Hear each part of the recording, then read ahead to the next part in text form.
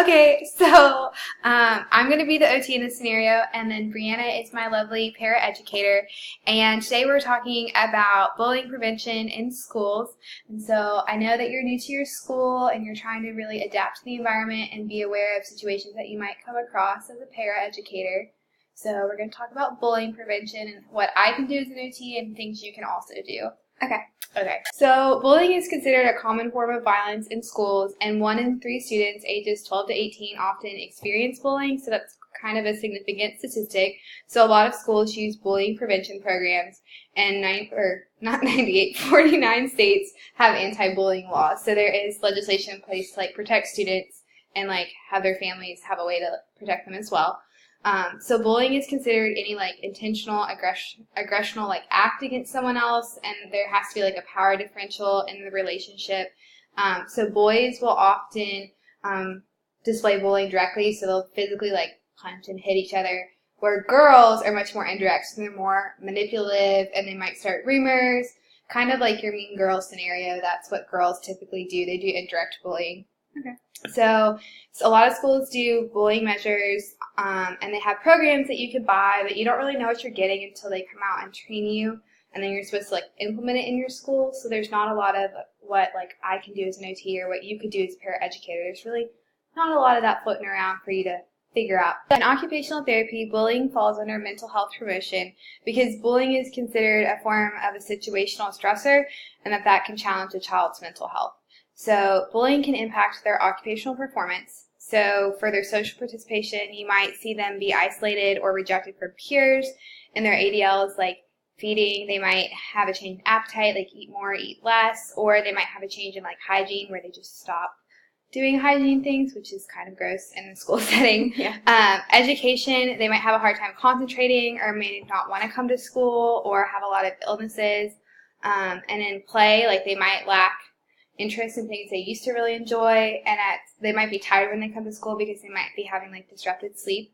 So obviously bullies in a school can create a negative environment, and especially for children that are physically or cognitively or have some kind of emotional disability. Children who are identified as LGBTQ or minorities might be more susceptible to bullying. So an OT can come in and work with promoting student interaction and teach coping techniques and help children foster friendships and focus on their daily occupations and things that they value. So we kind of handle it in a tier approach. So tier 1 is universal training. So this is the host school. So this is supposed to include us, and that's school-wide rules and classroom management and educating parents and supervision at different areas in the school building. And it's often thought of with children from a social emotional lens. So OTs might teach children how to stand up to bullies, how to be observant for bullies, and help students focus on forming friendships. So tier 2 focuses more targeted intervention strategies, and that's for more of the at-risk students. So not just everyone, but the ones that we know are at risk of bullying. So that can again be LGBTQ students, students who are anxious, children with disabilities, or children that are overweight. So at the classroom, this is at the classroom level. So we might do things like role play, so children learn how to appropriately interact with each other and how to deal with bullying and have class rules about bullying. And maybe you as a paraeducator might read a book to them about bullies, or help them work on making friends, dream activities. And the last tier is tier 3, and it's individualized and it's pretty intensive. So this would be if bullying was happening. So you would intervene, but you would be calm but firm, but explain to them why the behavior is not appropriate, and then praise any helpful bystanders, because you kind of want to encourage other children to be bystanders and not just observers to bullying. Mm-hmm. And then after bullying, you would want to tell the victim that you know that adults support them, and that inform appropriate staff, record that the incident happened, and then follow up later and see how that student's doing. Specific strategies that come from kind of the OT perspective would be, as far as coping, would be using sensory techniques. So teaching children how they can identify how their body is reacting to being bullied or those stressful situations.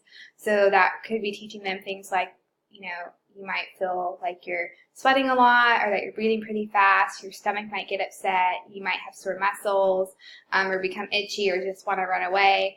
and then helping them deal with that by giving them some kind of sensory input. So for children that need like proprioceptive input, you might do like muscle squeezes or knee taps, or let them chew gum. If they have like vestibular needs, you might let them run in place. Orally, you could have them like belly breathe or smell something calming like for olfactory. But overall, the idea is like you want to decrease like their stress, so allow them to like exercise or meditate or some other kind of like relaxation piece, and they just might need like some time away from the classroom to do that, like a couple minutes. But that's really brief, just kind of what OT can bring to bullying prevention in the schools and how we can help you as a paraeducator. Okay. All right. Sounds good. Thanks.